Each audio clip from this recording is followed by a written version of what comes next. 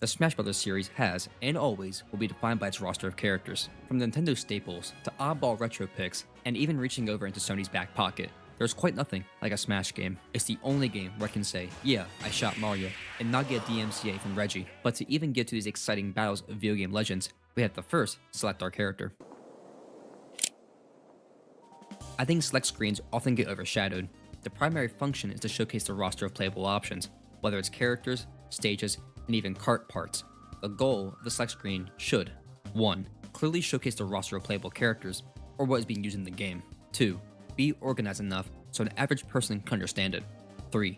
Have a desirable style, or at least a clean presentation, aka not look like some of the best selection screens have also been the ones that fed to the presentation of the game, keeping the style intact, so that the transition from the menus to the gameplay is as smooth as possible. I think Smash has a good history when it comes to the way the presentation reflects the overall experience. Smash 64 has always been another favorite of mine. The standout aspect for me is how the characters are also rendered in 3D, which makes it look like they're waiting to be selected, and the little pose they do reflects the confirmation. My personal favorite is probably Melee. It's so simple, yet the presentation of it completely reflects the vibe. This era of video games really experimented with that futuristic Y2K aesthetic.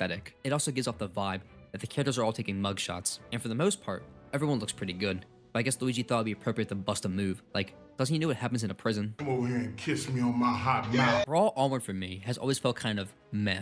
The menus were starting to get very convoluted. Ultimate has a pretty solid one, but I feel like simplicity is key to a good UI, and these kind of go all out. Aesthetically, they look pretty solid, and I think they best reflect the tones of the games. 64 is pretty comic-like and cartoonish. Melee feels like you're getting microchips implanted into your bloodstream. Brawl feels very grungy and almost operatic. Ultimate is definitely very cinematic and action-oriented. Wait a minute. This is a video about the character selects, not the menus. What am I even talking about, man? Anyway, the newest installment, or at least at the moment, is Smash Ultimate, with a roster of 89 characters. The challenge now becomes fitting that many squares on the screen. I always felt like the roster of this game being sorted out, but when the character first appeared in the series was pretty cool at first. But as time went on, I found it more and more inconvenient. It feels wrong, not having Luigi next to Mario. The way the roster is organized is very crucial. 64 is cleanly set up in a perfect 6x2 rectangle. The game probably features the main 8 characters, while teasing the 4 secret ones. Since 64 only has 2 series with more than 1 character each, they are put right beside each other, and it looks bueno. Such a clean, perfectly set up select screen. Melee gets a bit more complex because we now have many series with more than 1 rep, so placement needs to be deliberate, and I think they did a pretty good job. Characters of the same series are next to each other in a horizontal format, and clones are put next to who they're based off of, right on the edge of the main screen. So this means that Falcon and Ganondorf need to be on the edge. And fortunately for Ganon, the Zelda series is right besides, kind of beneath him. How fitting for the King of Evil. For characters who only have 1 rep per series, they kind of make up the middle portion of the screen, and even then, I always just assumed, yeah, Mr. Game & Watch belongs right next to Marth, same as Mewtwo. Looks good to me. Brawl is much more vertically based, with secondary characters being beneath the main icon of the franchise. I just found this way of organizing the characters to be very smart. We have the Mario characters, Zelda, the retro picks with only 1 character.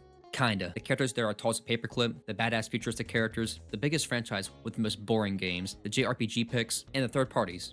And Mr. Game & Watch. This screen is so well formatted that it makes you say, yeah, nothing, because it's so good that you don't even have to think about it. It's that non-invasive game design that hits the spot for me. Ultimate has always given you some variance, to whether you stack the echoes and the Miis, it's always giving you the choice of showcasing every character, or being more tightly organized. I kinda like both. Or JimChug. You say, with tears rolling down your face. You forgot my favorite Smash Bros. Game, Smash for Wii U. And to that I say, that's your favorite?